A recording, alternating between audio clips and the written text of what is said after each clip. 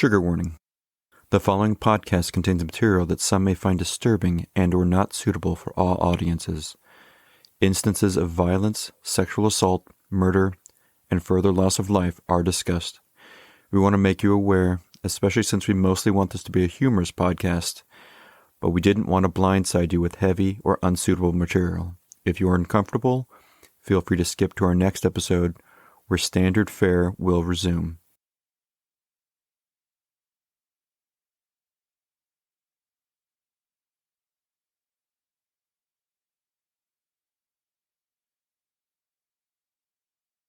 Trigger warning.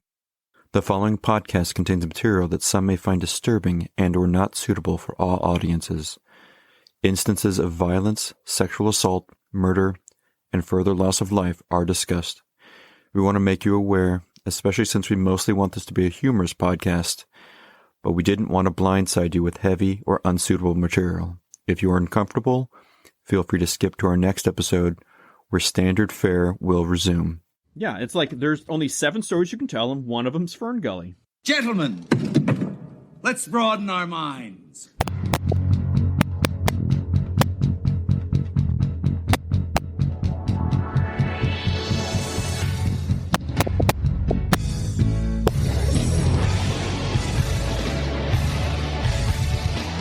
Are they in the proper approach pattern for today? Negative. Hold the weapons! Now! Charge the lightning field! Hello, fellow listener. This is Dispatch Ajax. I'm your host, Jake, and this is my co-host. Oh, I'm Skip. Hi. Skip. Yeah, he meant to talk, but he didn't. So I was asleep. The dulcet tones. Jake Nelson lulled me into slumber. It's ASMR, Dispatch Ajax. Let's have a sleepy little podcast today. Just you and me. I think it's interesting that you categorize yourself as a fellow listener, since you're the host of the show. We're all listeners, aren't we, folks? Just happy little listeners, just walking around doing the dishes, listening to sleepy little podcasts, huh? Feels good, doesn't it? It's the Bob Ross podcast. Now we're going to do a little bit here. You just put a happy little bit in there. Oh, it's going to be full of laughs. I thought it would be fun to... Can we actually record a different one? Because that's weird. That was a weird thing I did. There's this boy named Skip. I met him 15 years ago. I was told there was nothing left. No reason, no conscience, no understanding. Even the most rudimentary sense of life or death. Good or evil, right or wrong. I met this 6-year-old child with this blind, pale, motionless face and the blackest eyes. The devil's eyes. I spent 8 years trying to reach him, and then another 7 trying to keep him locked up, for I realized what was living behind those boys' eyes was purely and simply evil. It's incredible, too, because, we met in college, so the fact that I was a 6-year-old and... I always thought it was like a Doogie Howser kind of thing. Yeah, right, like which is also a horror. Yeah, if Doogie, held a knife to somebody's throat, like Chucky, and made him, get accepted to college... Speaking of Chucky, did you know that Chucky's slightly based off a real story? I thought it was just based on that Twilight Zone episode. No, it's Telly Savalas. Who loves you, baby? Right? No, I know it's a great Twilight Zone episode. It's a great episode. Oh, what was that dollie's Especially name? since the doll's not the villain. Little Polly Shore? The dolly? I think? Little Polly Shore. It's Little Polly Shore. The whistle's gonna kill ya. Child's Play is so brain dead. The doll's just protecting the little girl from the abusive father. Yes, yeah. Apparently there was a doll in the early 1900s that was supposedly haunted, and all the people who received the doll would wind up with grisly deaths. And then they stopped. They took it away, and it's been locked up ever since. Took it to doll jail. That doll's what we called in the prison system a bitch. So Roger Ebert wrote this too, right? Is that... One day, in a fit of rage, he cut out the bitch's eyes. Like a doll's eyes. The great circle of doll horror life. Jaws to Halloween to Twilight Zone to Chucky. So I Married an Axe Murderer thrown in there. That's right. Yep. This is the cycle of life. Where's Elton John when you need him? I say that constantly. Well, so it occurred to me that, and not by me, I mean everyone who's ever seen a horror movie, that they all share similar tropes. A lot of tropes are era-specific. You had the 50s era tropes and the 70s era tropes and the 80s and 90s era tropes, which are all vastly different from each other, but a lot of them share common ancestry.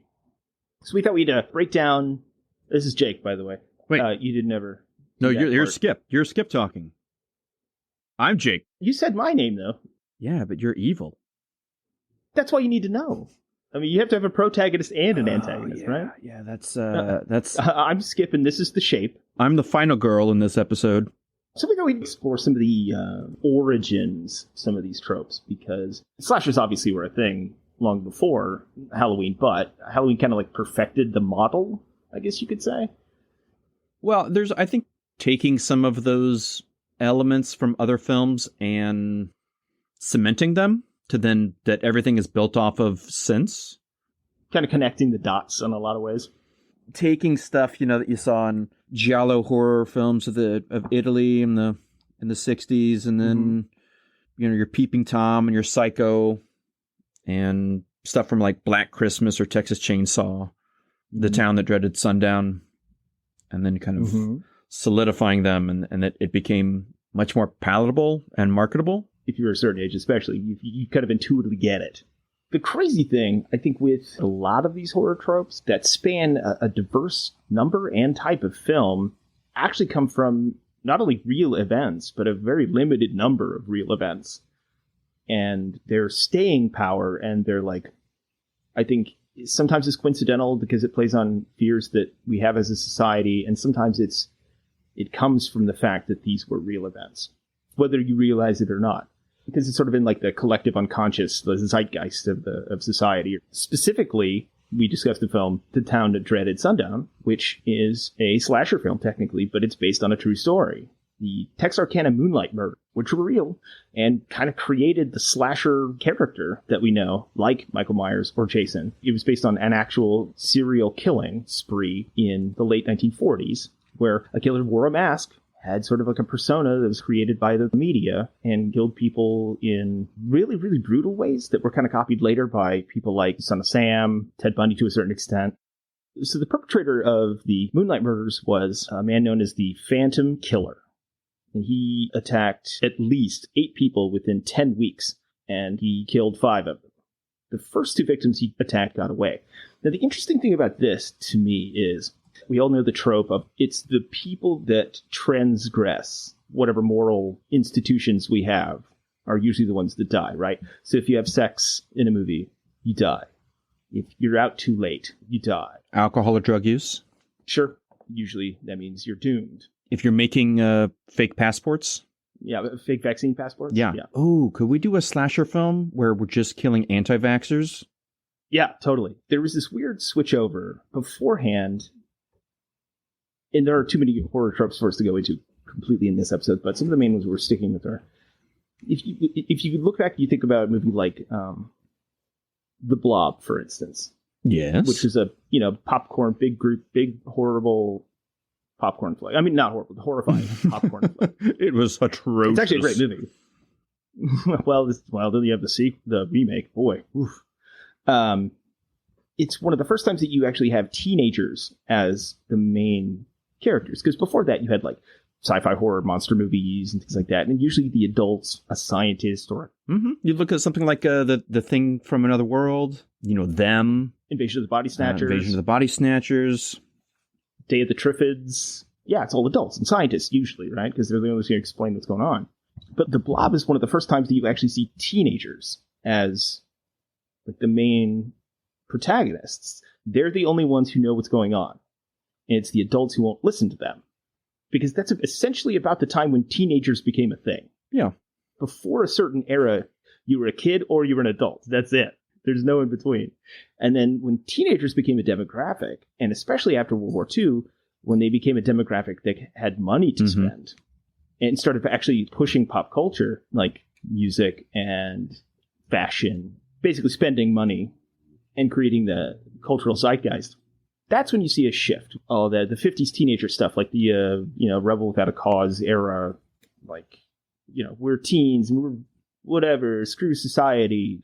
And then, that, of course, becoming like part of a moral panic that causes the movies to reflect why they should be punished for the things that they do. That ironic Cold War thing where it was screw communism. Like, it's all about fitting in and conformity.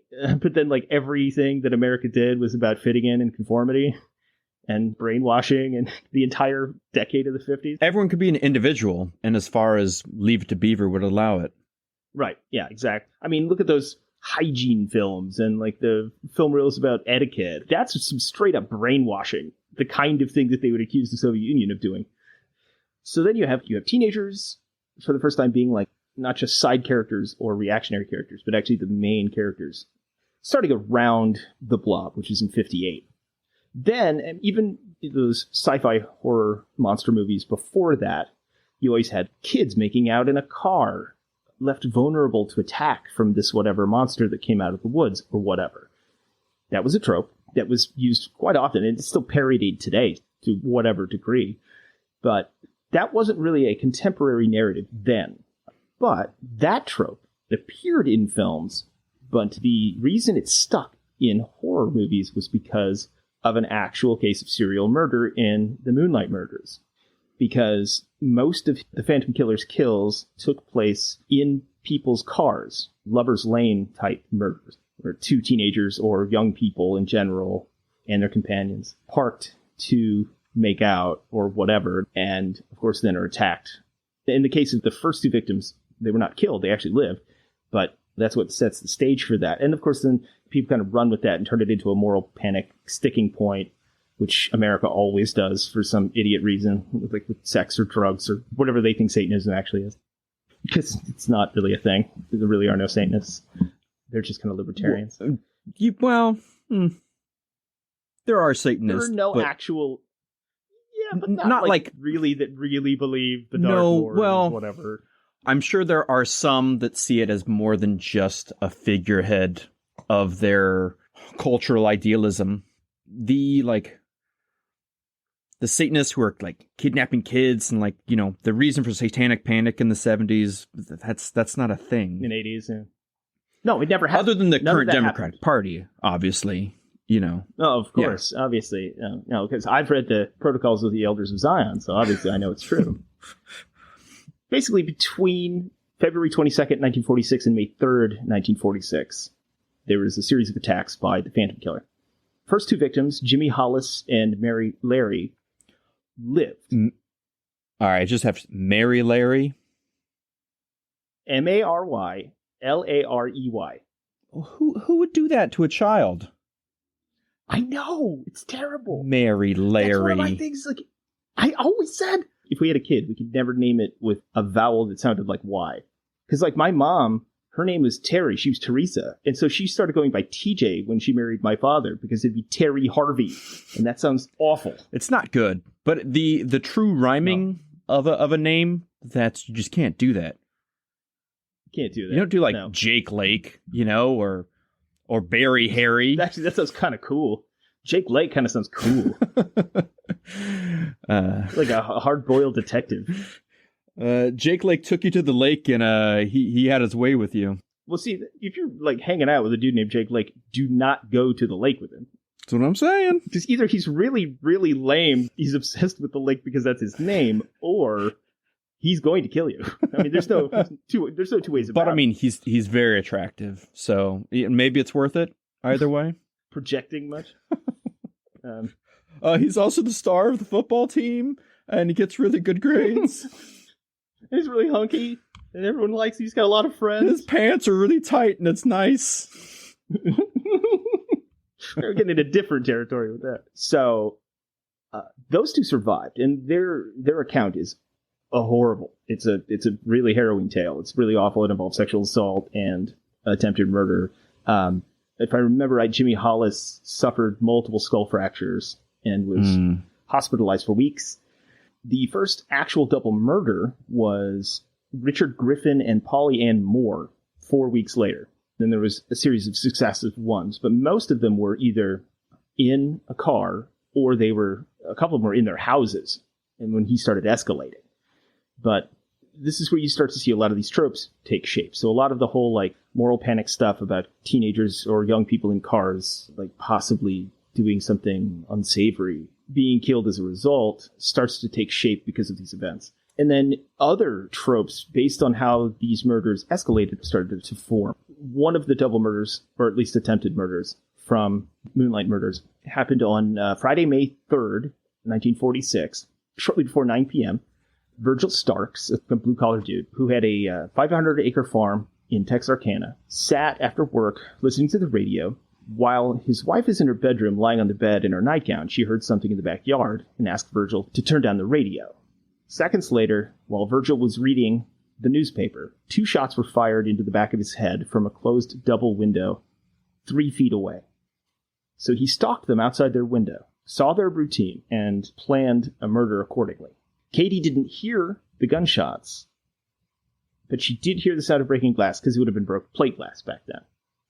She thought that Virgil had dropped something, so she went to investigate. When she came into the doorway of the living room, she saw Virgil stand up and then suddenly slump back into his chair.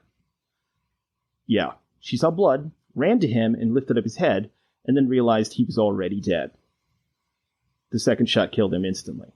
And they only had a hand crank phone, so she's trying to charge the phone so that she can call the police, and she only gets 2 cranks in before she's shot twice in the face from the same window. One bullet entered her right cheek and exited her left ear. The other went in just below her lip, broke her jaw, knocked out several teeth, and then lodged under her tongue. She managed to get to her feet, got a gun. Wow. Yeah, managed to run and find a gun, but couldn't defend herself because she had too much blood in her eyes, which is rough. Yeah. So then she hears the screen on the back porch door being torn open by the killer. She assumed she was going to die. So she did her best to stagger to her bedroom to leave a note so that someone would know what happened. So the killer ran back to the back of the house and made his way up the stairs into the side screen porch and then through the back door.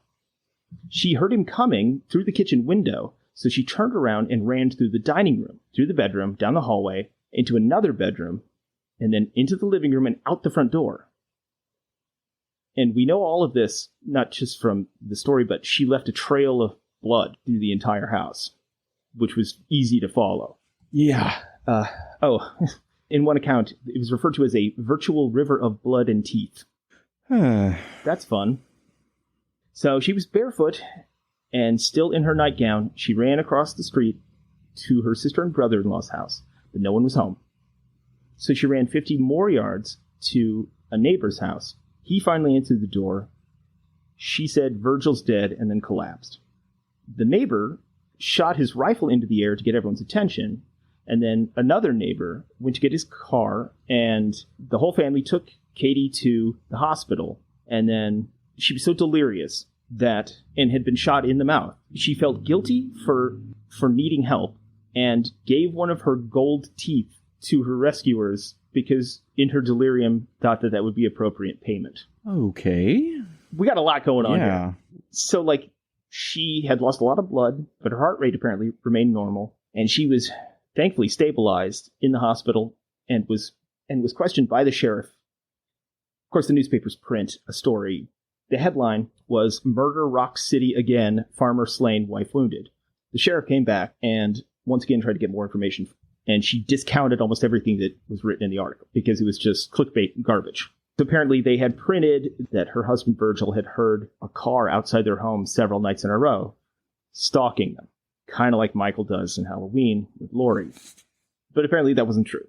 You just see from this one instance that a lot of these tropes that you will see in movies again and again and again kind of come from one actual event. An event that was so crazy that you could pull a dozen different tropes. What are the odds of all of this happening, right? You start putting these different tropes together during the moral panic of the conservative era in the 1980s. Probably into the late 70s, into the 80s.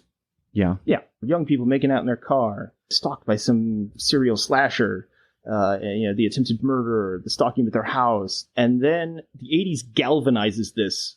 Well, this happened because they were doing something immoral. They were doing something that goes against social norms by having sex outside of marriage or whatever. You put these things together as what I think society thinks is cautionary tales about morality, but in fact had nothing to do with each other or anything else. One person created all these crazy circumstances. It's kind of an Ouroboros of reality and fiction, because you have that happen, which then leads to stories about it, which then leads to urban legends, which then bleeds into other people, like a Son of Sam doing a similar kind of thing, or Bundy. Although Bundy didn't go up to people's cars and kill them, stalk people in their houses. He did it at sorority house in Florida. That version isn't necessarily what he's known for. Much more of a smooth criminal, I think, is the idea of Ted Bundy, rather than a slasher vibe. Which is funny, because, he is, in reality. But yeah, his archetype isn't that. Yeah, I mean, the version like a Son of Sam or a Zodiac Killer, those are seen, I think, differently than a Ted Bundy is. But you kind of have those, and those lead to more things in pop culture, which then, it's kind of the Scream line. Don't blame the movies. Movies don't create psychos. Movies make psychos more creative. Great line. It's a fascinating thing. It is. That's why both the real cases and the fictional cases pull us into them, the salacious nature of the outline of sex, being imprinted on them, the ability for anybody to be attacked by these driven maniacs. Everyone can put themselves into that situation, which is much different than a giant ant coming after you. When I was living in Oregon, walking Starbucks one day, I actually saw a guy that had a truck with a vanity license plate that said Bundy. An Oregon license plate that says Bundy? Seems a little tone deaf, doesn't it? I mean... One would think. Because it's either Ted Bundy or it's that crazy separatist family. Oh, yeah. Either way, that's not a good thing to have. In this vein, that helps contribute to this trope, another actual event that inspired a lot of different stuff. I have a personal tie to this because I lived where this happened for 15 years. I know people that live on this street, and you'd be surprised at how many tropes come from the murder of Janet Christman. Janet Christman was born in March 1936 in Boonville, Missouri, closer to the river where the University of Missouri is. Janet's parents owned Ernie's Cafe, where you have eaten with me, right next to the comic book store. Oh, the diner, right? Yep. Fascinating. Yeah, so that's a weird one. Poor Janet was a babysitter. On the night of March 18th, 1950, there was a bad storm with heavy wind and rain and sleet. Temperatures had dropped to the mid-20s, and not a lot of people were going out. But there was an 8th grade party that night. Janet didn't go because someone had called her family asking for her to babysit a 3-year-old, the son of Mr. and Mrs. Ed Romack. She told everyone she needed the money to make the last payments on a suit that she had bought for Easter. And their home was on Stewart, which at that point was sort of like on the city limit line, but now is basically right downtown. Not right downtown, but close to downtown. Ed Romack, who was leaving to go play cards at 7:50 p.m., showed Janet the loaded shotgun that he kept by his front door and instructed her on how to use it if something ever happened. And basically, it's just to answer the door with it. Greg, the 3-year-old she was watching, slept with the radio turned on, so he would not have heard anything that was about to happen. Now, in the middle of the night, Officer Ray McCowan, who was on duty with the Columbia PD, answered a phone call, and the only words that came out in screaming panic were, "Come quick." He tried to get more information, but the line was cut, and all he got was a dial tone. and he knew that it was a prank based on the terror in her voice. So he waited for the phone to ring again because he didn't have any way to trace where it came from or who it was. So all he could do was wait to hopefully call it back. Soon after that, the Romacks called from the Moon Valley Villa, where she, her husband, and the Muellers were all playing cards, just to check on Janet and see how the night went, but nobody answered. But it was late, so they weren't worried about it, presuming that she had just fallen asleep. They stayed there for a few more hours, and about 1:35 a.m. they returned home, noticed that the porch light was still on, and the front window blinds were wide open, which was unusual and kind of goes against the instructions that they had given her. Ed tried to unlock the door, but realized it was already unlocked. That's where they found 13-year-old Janet Christman on the floor of the living room in a pool of blood. She had been sexually assaulted and murdered. She had a head wound from a blunt instrument and multiple puncture wounds from a mechanical pencil, plus a cord from an electric iron that had been snipped with a pair of scissors around her neck as a garrote. And a few feet away, they could see the phone dangling off the hook. So Ed Romack called the police, and the police came out. So Janet Christman, she only weighed about 135 pounds, and police knew immediately that she had put up a real fight. They could find evidence of a struggle that went from the kitchen through the hallway and to the living room in front of the house. There were wounds on both sides of her head, including puncture marks that appeared to have been made by a mechanical pencil, and her face appeared to have been scratched. And the sheriff's deputy who investigated the scene thought that things were a little convenient because it was strange that she'd been killed with an instrument that was hidden in the house. The iron where the cord was cut from wasn't in plain sight, and the gun was still by the front door. So they suspected whoever it was likely knew the house, knew the family, knew Janet Christman, and knew the routine that they used when they left the house. It seems that whoever killed her knew she would be there alone, or knew that that child was going to be asleep with the radio on. And since she was instructed very specifically to only answer the door with the shotgun, which hadn't been touched, either she knew the person who had knocked on the front door, or that person didn't go to the front door and distracted her, and was somehow able to unlock the front door and get in without a struggle. Because the door was not broken, the lock wasn't broken, it was unlocked. But the shotgun was still there, untouched. So, the killer was familiar with the entire situation, which means it was somebody that the family most likely knew and knew intimately.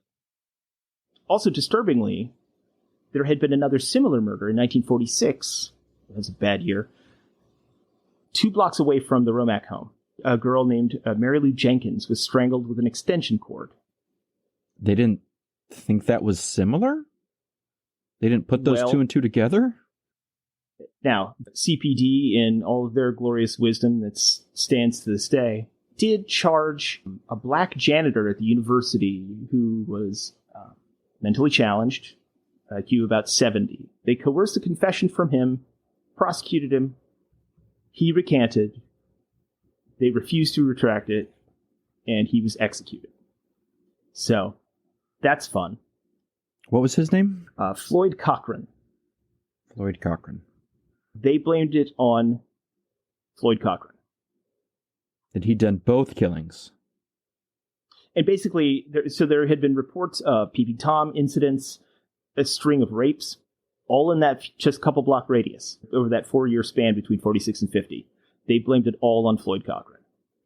So, everyone involved in the cold case, now, obviously it's reopened as a cold case. And, it has been for a long time because it was very obvious that that man committed no crime. It was piling on the tragedy. Even though they had blamed the whole thing on, at least the prosecutor had blamed the whole thing on Floyd Cochran, the police had focused on another suspect, Robert Mueller. Weird. I'm surprised this hasn't come up in QAnon circles. This could be Mueller. I don't really know, but it's spelled the same as Robert Mueller. Mueller. He was actually a family friend, and he'd been into the house on multiple occasions. According to testimony that was introduced to a grand jury later on, Mrs. Romack said that she felt frightened and uncomfortable around Mueller, and said he had run his hand across her dress 2 days before when they were alone. Basically, copped a feel. Right. And Ed Romack also testified that Mueller had once convinced him that he admired Crispin's, quote, well-developed form. That's what all non-creepy people say. Right. So, also, the night of her murder, he had called the Romacks' house, asking Janet to babysit for him. But they told him that she was babysitting at the Romacks. So he knew where she would be, that she'd be alone, what house it was, and the layout of the house. Yeah. And then he also testified in front of a grand jury that Mueller at one point said to him, I might have done it and then forgot about it. What does that mean? Pretty damning to me. And yet they convicted and executed another man. On top of that, Mueller carried a mechanical pencil that had a round end that generally matched the puncture wound on Crispin's head. Come on. Yeah.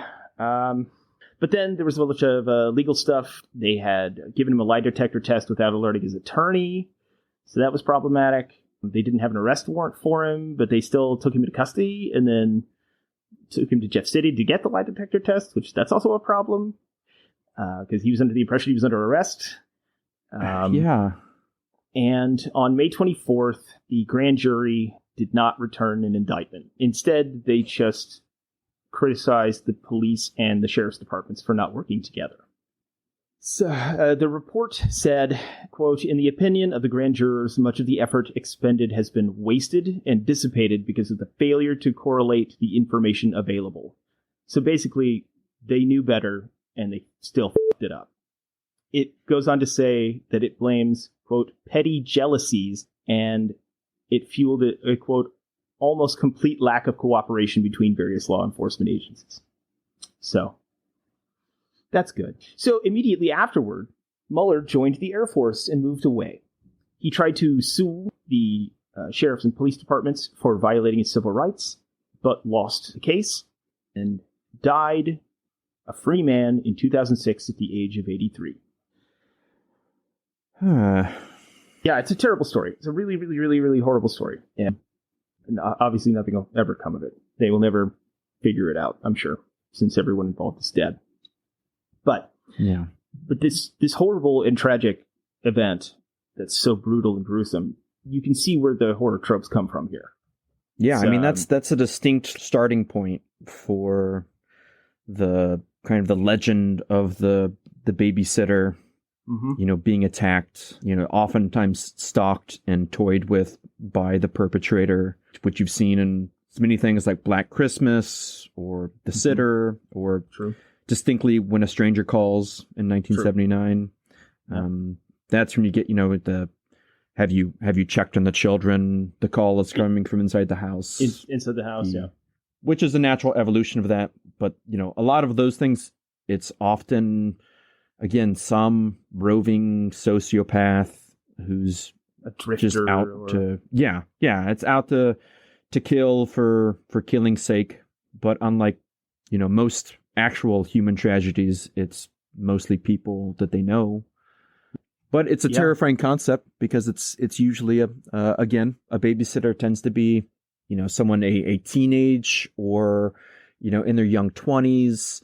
Usually alone by themselves in a somewhat unfamiliar place. They are put in the possession and protective stance of even younger innocents.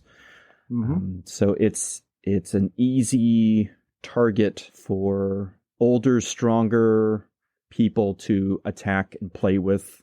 And it's easy to put yourself in that spot because we've all, again, been in a similar situation. Mm-hmm. Yeah, I mean, and of course, this inspired directly all of those tropes, but also that's basically the story of Laurie Strode in Halloween. Yeah. Mm-hmm. She didn't go out. She was asked to babysit. She was being stalked by a guy who figured out the routine, where she was going to be. I mean, it's just Laurie, but Laurie happened to live. That's the only real difference there.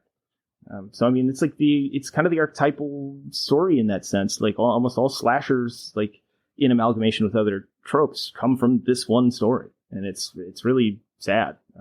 It happened, and I think that's one of the reasons it still rings true to people today. It still feeds into these primal fears because, whether they consciously know that it was real or not, they could see how it could be, and it's you get a character, a killer in a horror movie that's something like the Shape, Michael Myers, or he's like Jason Voorhees. It's usually because they can't imagine real people doing this. And it has to be something sort of disembodied and like a force of nature because I think that's one reason why you put the mask on them. It takes away any humanity that they have. Right. Which is another interesting point because like the reason that the mask thing evolved was because of the Phantom Killer who wore a mask during these killings. And yet the reason it stuck was for that reason. There's a real human tendency to dehumanize a killer like that. Putting a mask on them is easier for them to deal with. It's scary.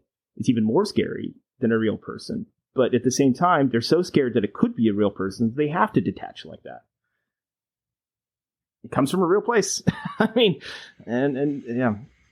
But yeah, that's a heavy one. Those real events lead to urban legends, which then lead to tropes from those because they stick with you.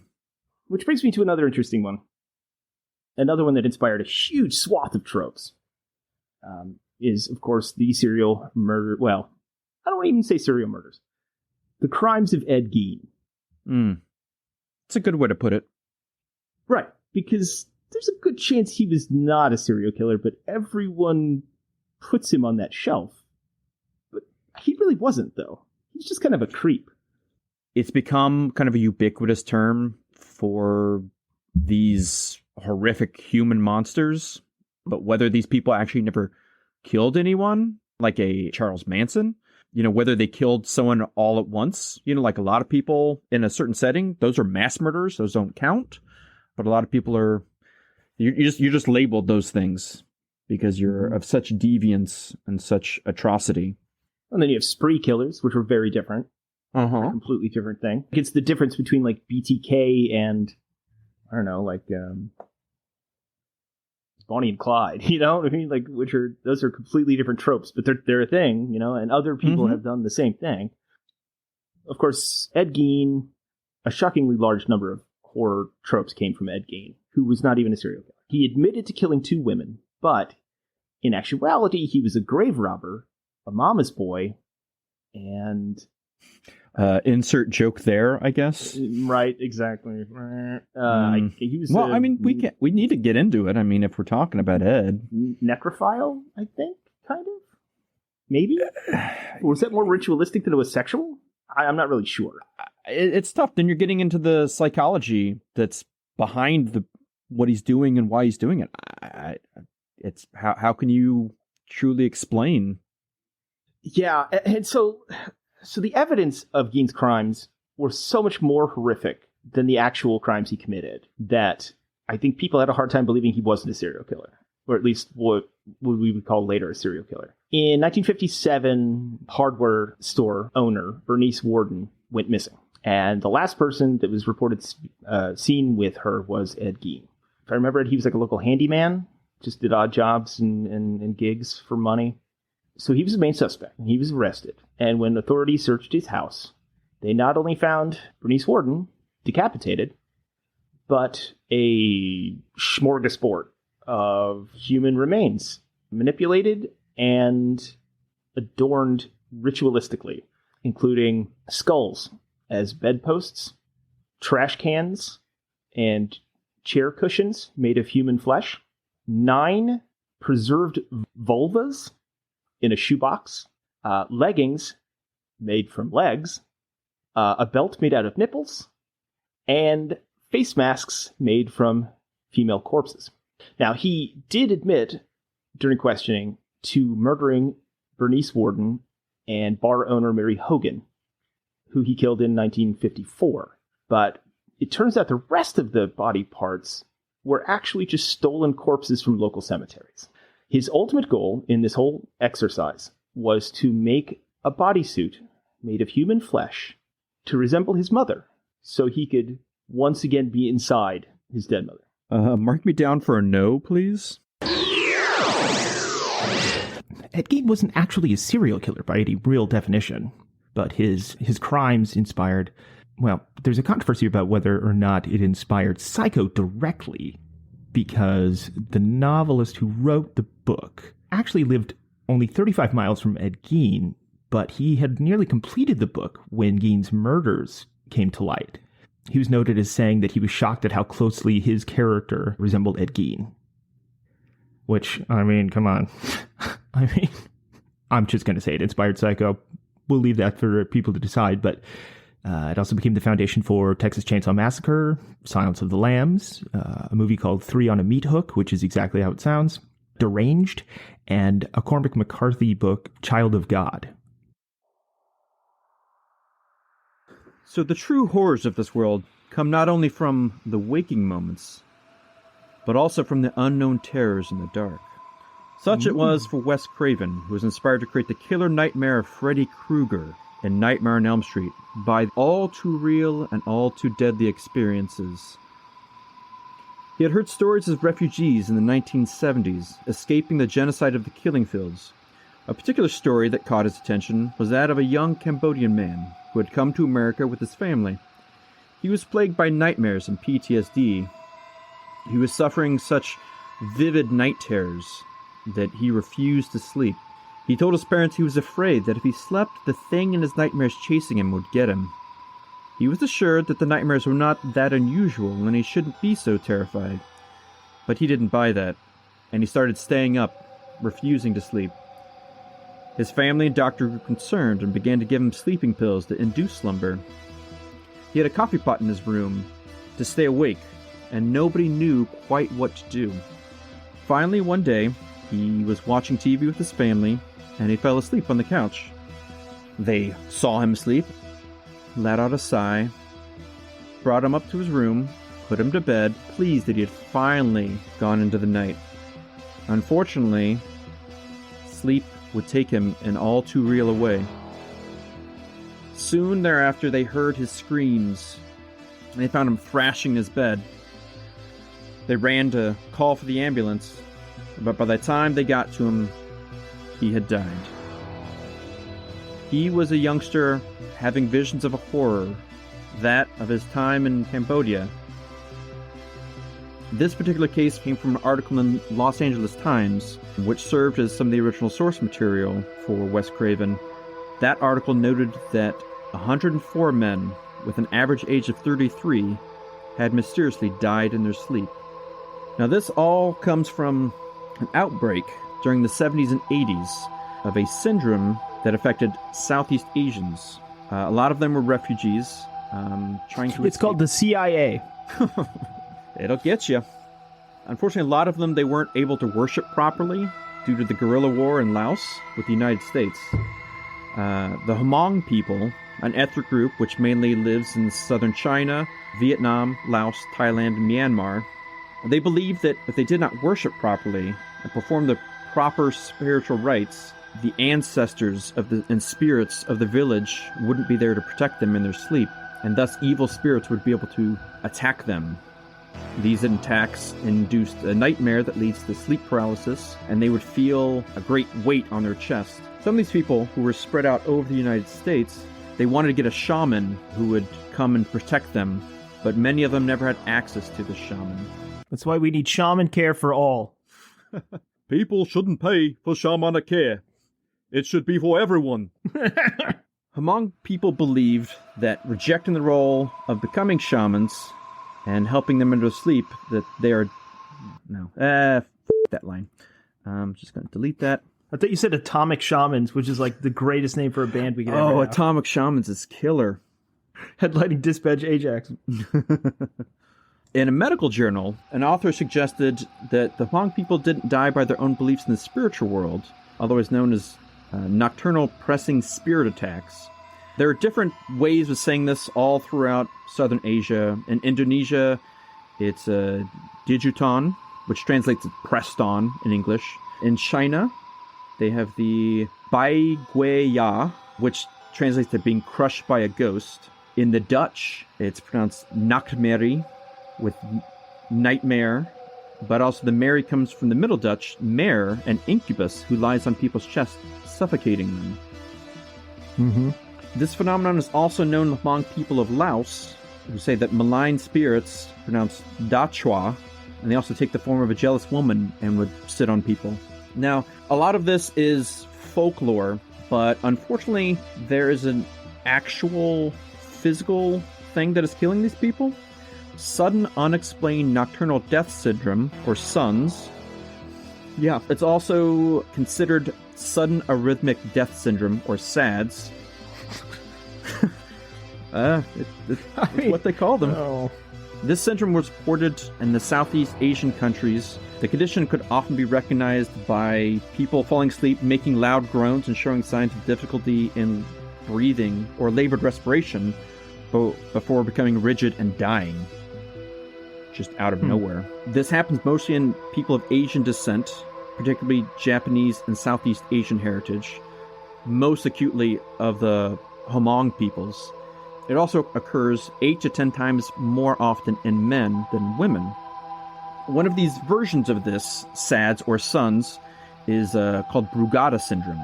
And Brugada syndrome is actually a genetic defect that is found in Hmong and other South Asian people. It is a malfunction of the sodium channels within the heart muscle cells, which leads to abnormal heart rhythms and hearts just stopping.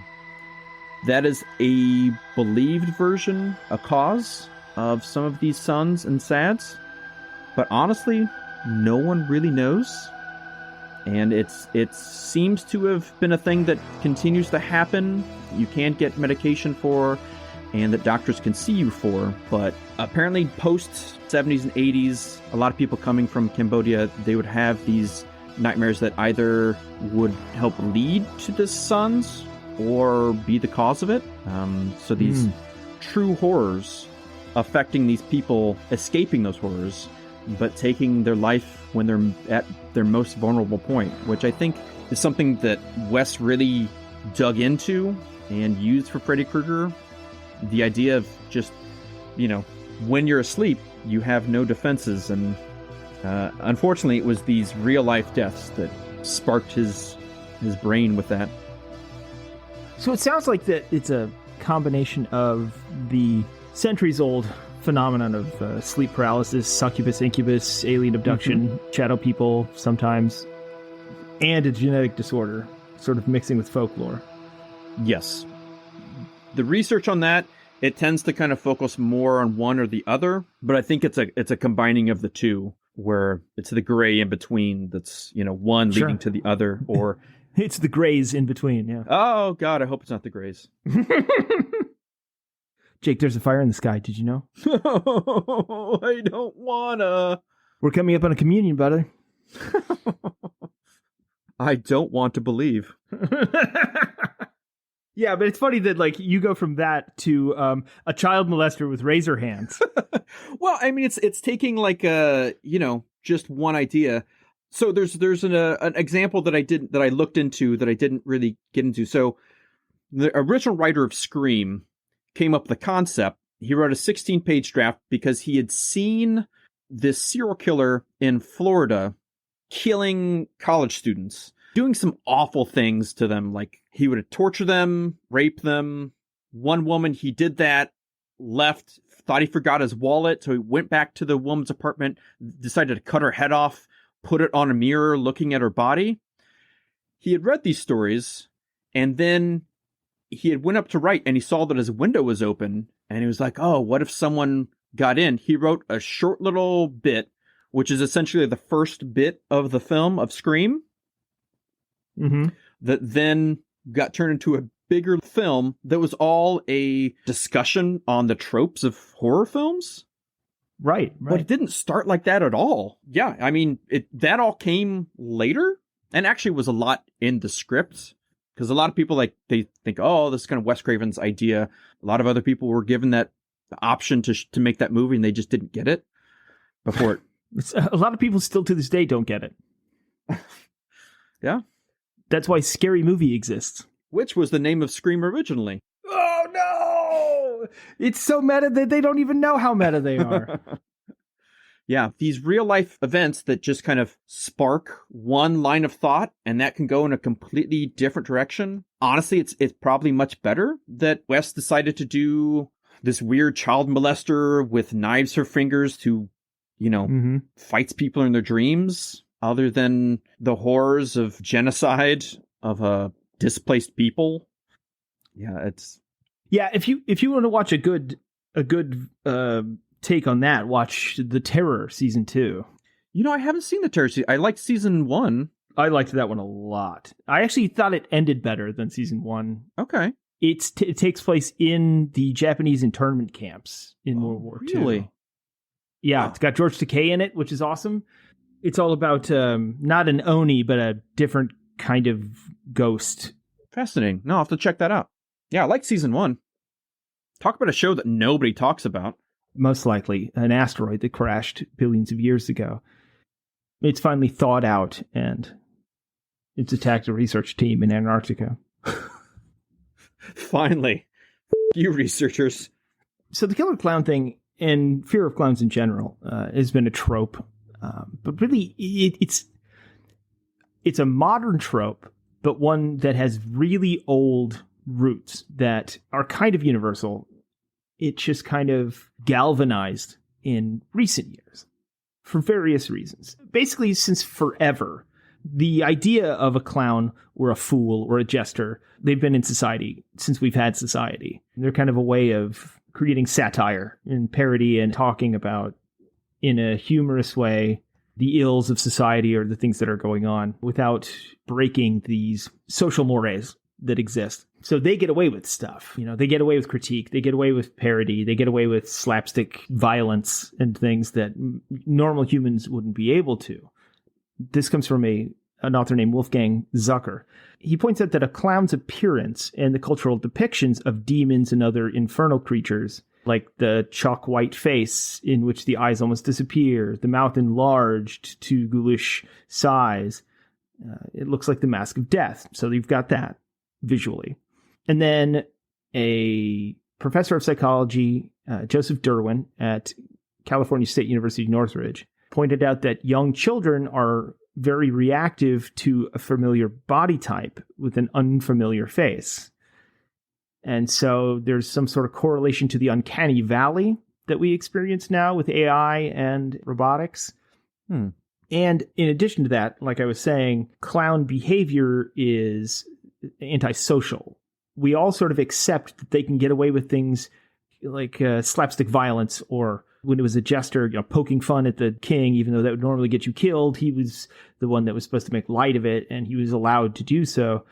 In fact, he played a very important role in critique of whatever the modern society was. But that kind of like transgressive behavior can make people feel uncomfortable. It puts you sort of on edge because they're allowed to do that. But if they're allowed to break social mores and you're not, if they ever diverted from that and went down a different path, they'd be capable of anything. And so that's sort of always in the back of people's mind. Clowns, fools, and harlequin, they've always been symbols of exaggerated behavior, mischievous scamps who subverted authority for amusement. They get away with parody and criticism. The average person couldn't. And so the trickster behavior is expected. The knowledge that the fool who gets away with this kind of behavior is secretly also completely in control and they know exactly what they're doing is terrifying, because they're not just random comedic event. They're doing it on purpose, and they're subverting social mores on purpose. So if they did something bad, that's why clowns are scary to most people deep down inside. And there are modern events that made people scared of clowns. But I'd like to dispel the idea that John Wayne Gacy is in any way, shape, or form responsible for this, because he's not. John Wayne Gacy was a serial killer and a piece of shit, and then also happened Tell me to how be a you really clown. feel. Completely well, I mean, are you going to argue with you? No, it was just like Hitler was a dick. I don't like him. Well, yeah, hard truths. I know. But, I mean, he never killed anyone. As a clown, a menacing clown wasn't his shtick. That wasn't a thing. They found out afterwards that he just happened to be a clown. Those lives were different, completely separate. Like, he was a clown at children's parties, no incidents, nothing weird. In his personal life, he was a rapist and a serial killer. Those are different things. You know, they associated that because it was so bizarre. And then, of course, the random clown sightings between basically then and, I don't know, a couple years ago. The night clowns, the crypto clowns that you'd see on the streets all around the world. Which were just can I invest in crypto clowns? Is that the hot new property? It's not worth much. It just makes a honking sound. It doesn't really, it's not worth any actual money. I do like the idea of their tokens with just clown faces on them. Or what they do in clown college. When you graduate from clown college, your face paint pattern is supposed to be unique to you.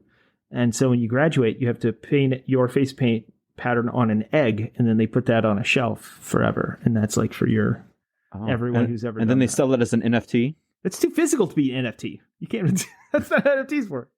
Because then it's just rare, like normal rare. I'll paint a picture of the egg digitally, and that'll be an NFT.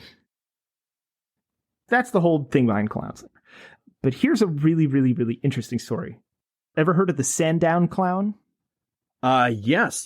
This wise old man told me about it. Okay. I don't know where you're going with that, but I'm curious. That was you. You told me about it. I hadn't heard about it before, but yeah, you told me about it. Okay. Please do. All right. So, it was a strange being encountered by two children vacationing in Lake Common, Sandown, on the Isle of Wight, which, if you don't know, is in the United Kingdom, in May of 1973. Following a sound that they compared to an ambulance siren, these children wandered across the footbridge over a stream and met a being that has been described by them as a cross between a clown, a robot, and an alien. The Holy Trinity, right? I mean, that's... yeah. Wild. So, while crossing the bridge, they first saw a blue-gloved hand appear below them, and then a baffling entity emerge. Okay, so this is where you get Stephen King's The Thing, this kind of thing, influenced by stories like this, which is another reason the clowns are in sort of our cultural lexicon. This creature was approximately 6.5 foot tall, and he retrieved a book that he had dropped into the water in front of the kids. When he retrieved the book, he walked several feet away with a strange hopping motion. I'm guessing like Chinese vampires. Yeah. And then he entered a small metallic hut that had no windows. The children began to leave when he reappeared about 150 foot away, this time holding a microphone. They heard the sharp siren-like noise again, and then they were terrified. As if it weren't weird enough, when the sound stopped, the creature spoke into the microphone and said, "Are you still here?" Its friendly tone convinced the kids that it was harmless, and they approached it. It was described as being too large for its otherwise thin frame, and its head was shaped like a near-perfect sphere. Skin was white, had the consistency of paper, its hands and feet possessed only 3 digits apiece, and its face seemed to have been crudely painted onto the surface of its head. 2 blue triangles for eyes, and a flat brown rectangle for a nose, and its mouth had thin yellow lips shaped like an oval, which did not move when it spoke. Its hair hung down beneath its hat in a sparse frizzled reddish brown, and 2 wooden antennae stuck out from the sides of its head, while more wooden slat-like antennae extended from its wrists and ankles. Wow, okay. The children described it as resembling a clown costume, with a tall painted hat and a black knob or bauble at the top, and a high-collared suit of red and green. It had blue gloves, but it didn't have shoes. It had trousers and sleeves, but they were long and frilly. So when they went into the hut, because they followed the creature into the hut, it had walls papered with blue-green dial patterns and all-metallic floors.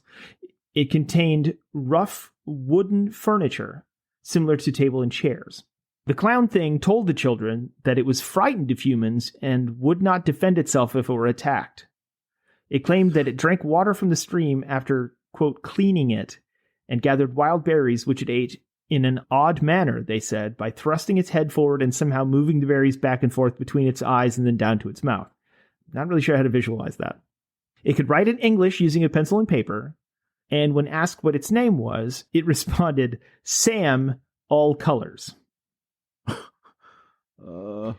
Yeah. It's kind of like all dressed chips in Canada. When asked if it was human, it said it was not.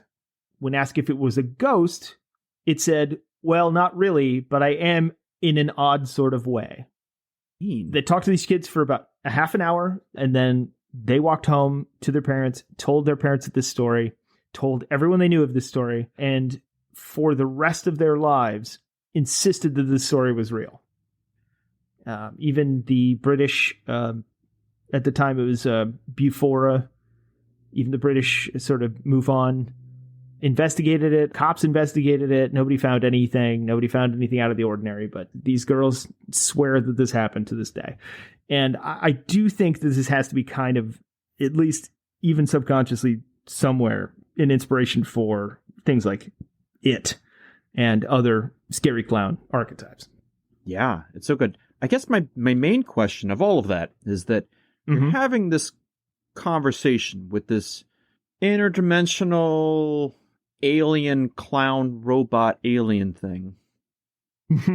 At what point do you end the conversation? Okay, we have nothing left to talk about. Gotta go get lunch, I guess. Well, apparently, according to the kids, he wasn't a very good conversationalist. They would ask him questions about his origin and like his being in general, and he would just say, "Oh, you know," and shrug. And so they kind of got bored with it. You have to tell me. Yes, you have to tell me. You exist. Now I need to know. Forget about it. Yeah, that's what he did. And basically they got bored, realized they were never going to learn anything, and was like, we got to get out of here. I have to work in the morning. And then they went home, and the thing was like, okay, and then disappeared, and no one ever saw it again. Why would kids make that up? That doesn't sound like a story kids would make up. It really doesn't. I mean, like, especially because nothing happens. Right. There's no follow-up. There's no, like, yeah. Yeah, they didn't take me to this grand place or show me the, tricks of the world. There's like, oh, he's here. He didn't really say anything. He was pretty boring. He was weird. And then we left and he was gone. Well, especially, yeah, considering like how bizarre the thing looked and his basic just existence is complete and so detailed and so weird. And then they were kind of like, they just left after half an hour because they were bored. That doesn't sound made up to me. You and I wouldn't make up stories like that when we were kids. Mine would be much more fantastical. Yeah, exactly.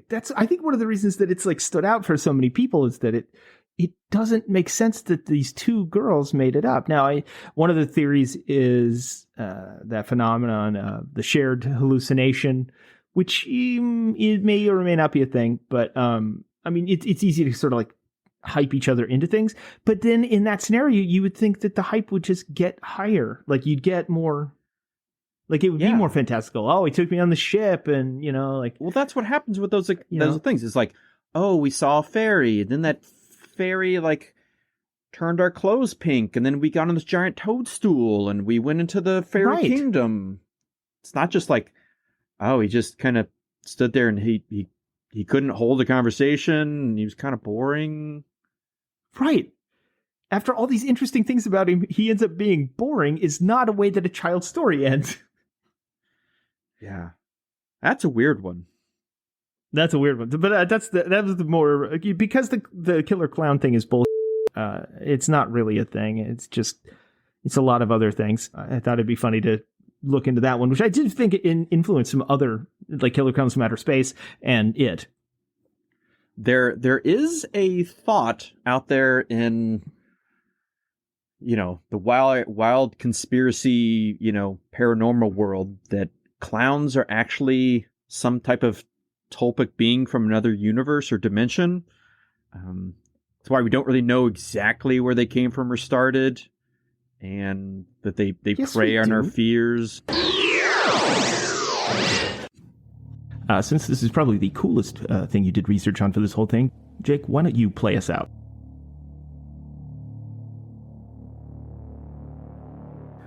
It's September 26th, 1950. Philadelphia, Pennsylvania police officers Joe Keenan and John Collins are on patrol, and they see something falling from the sky. They travel to the area and search around. Dangling from a telephone pole, there appears to be some kind of mysterious ooze. It was a sparkly mass, 6 feet in diameter, 1 foot thick at the center and an inch or two near the edge, of some kind of purple jelly that had a crystal-like substance inside of it and was letting off a mist of some sort. Perhaps it was tricks that were being played on their mind, but it appeared to undulate and to move, seemingly crawling. With its strange nature and possibly of live vibration, the cop duo called for backup. Officers James Cooper and Sergeant Joe Cook arrive and witness this disc of gelatinous mystery as well. As any right-minded policeman would then do, Collins decided to make first contact. He reached out his hand and touches it. Globules stuck to his hand, but quickly dissolved into an odorless, sticky scum.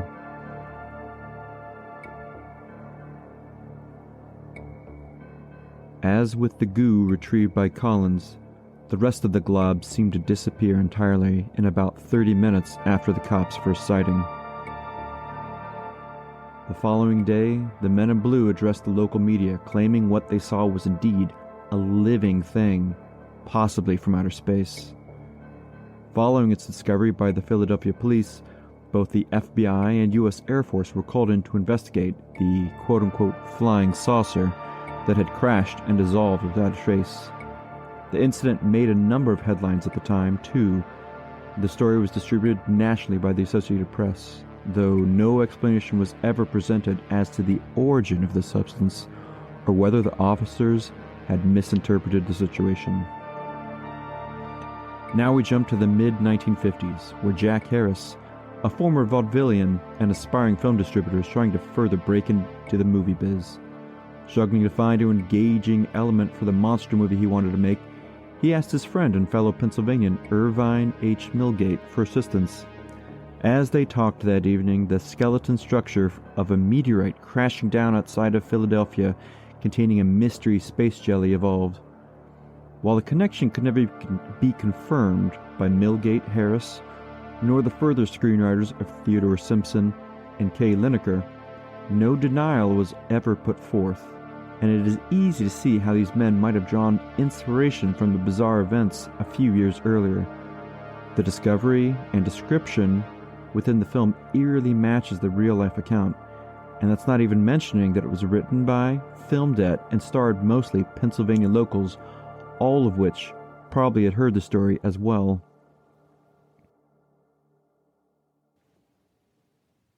Now, as to what that jelly was, no one is still sure. But that's not the only incident of some type of mysterious goo falling from space that has occurred throughout the centuries. This phenomenon is known as poudre serre, Welsh for the rot of the stars. It was given this name back in the 1600s and has reoccurred sporadically throughout history.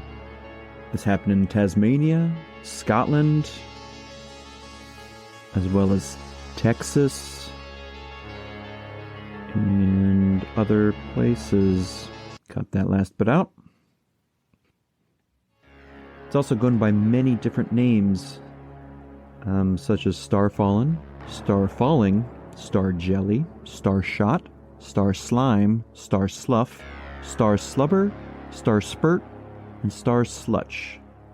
It's been called caca de luna, the moon's excrement, and whether it's extraterrestrial cellular organic matter or some type of melted meteorite, or even the jelly-like glands from oviducts of frogs and toads, no one can quite put their finger on what this weird and deviating, unknown slime is.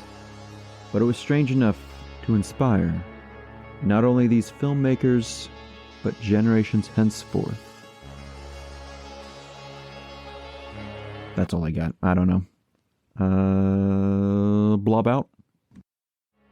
And if you guys wouldn't mind rating and reviewing, perhaps, I don't know, giving us 5 stars or whatever, that's actually how we get seen. It's not really an ego thing, it's just how the algorithms work, so we'd really appreciate it. Remember, no matter where you go,